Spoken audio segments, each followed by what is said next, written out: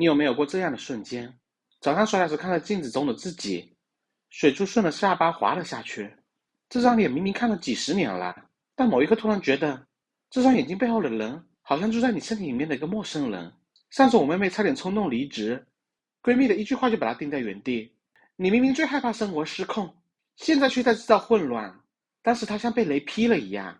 闺蜜为什么比我妹妹还更了解她的恐惧呢？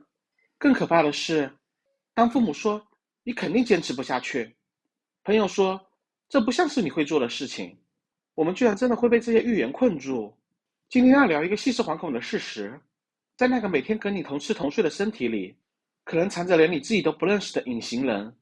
让我们做一件比任何恐怖游戏都更刺激的事情吧，一起来打开名为我的黑盒子，寻找一个问题的答案。我真的认识我自己吗？你有想过吗？在你会说话前就有了人生第一份简历。产房外的奶奶说你的眼睛真像爸爸。舅舅打赌说将来肯定是理科生。那些贴在婴儿房墙上的期待，成为我们认识世界的初始说明书。3岁握画笔是因为妈妈觉得我对色彩敏感，5岁学钢琴是因为爸爸觉得音乐能陶冶情操。等着18岁在高考上勾选志愿时，突然发现这个我的拼图，好多的睡面背面都印着别人的指纹。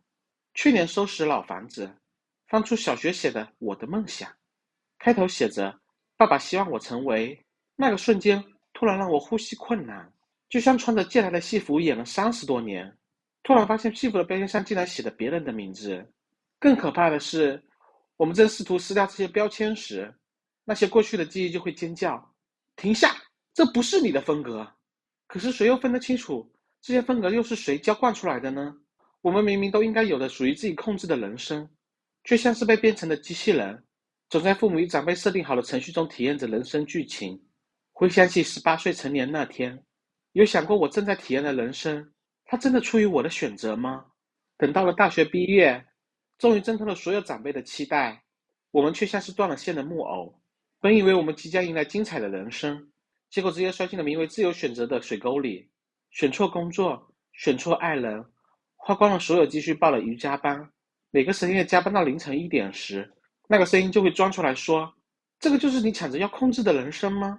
去年搞砸项目被离职时，我像个死机的电脑在便利店周围打转，拿咖啡的手在抖，脑袋中疯狂弹出让我迷茫的各种念头。更可怕的是，当朋友说这不像是你会犯的错，我居然比他们还更困惑。这个我，他究竟是谁呢？是谁不会让我犯这个错的？有时候真的感觉自己像现实世界中的一个 NPC，手里只有一张体验卡，却没有控制的权利。那些被夸奖真懂事养成的条件反射，在现实世界里变成射向自己的子弹，不断争夺的我的控制权。当你要说我要做自己时，你有没有发现，连这个自己的定义都是从别人嘴中说出来的？我的朋友跟我说，上周他翻抽屉，翻到小学作文《我的梦想》，上面工整的写着我想要当老师。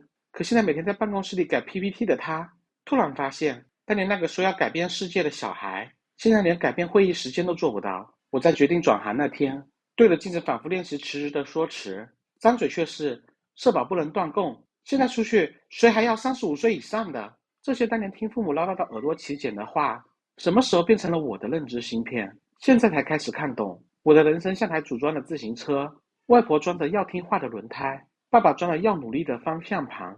等我要自己开着这台自行车上路时，发现根本没有开锁的钥匙孔。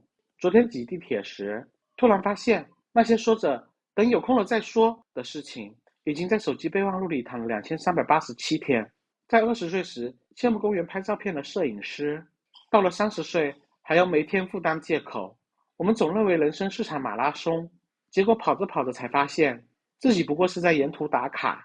当然，或许你现在就有能力改变自己的人生体验，重新获得自己人生的一些体验权，请拿出记录一下。第一，下次刷到旅行让你心跳加速的视频时，先别着急划走，写下为什么这个让我心动，是因为想逃离会议室里的 PPT， 还是真的喜欢雪山？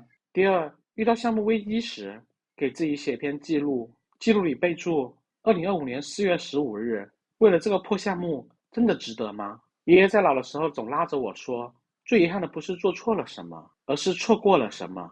是那个无数的试都不敢试的夜晚里，总感觉明天还有时间。或许现在你可以打开手机里的备忘录，写下3件70岁的你绝对后悔没做的事情。如果不抓住当下，我们真的会有我们想要的明天吗？如果你有想对自己说的话，请发送到评论区里。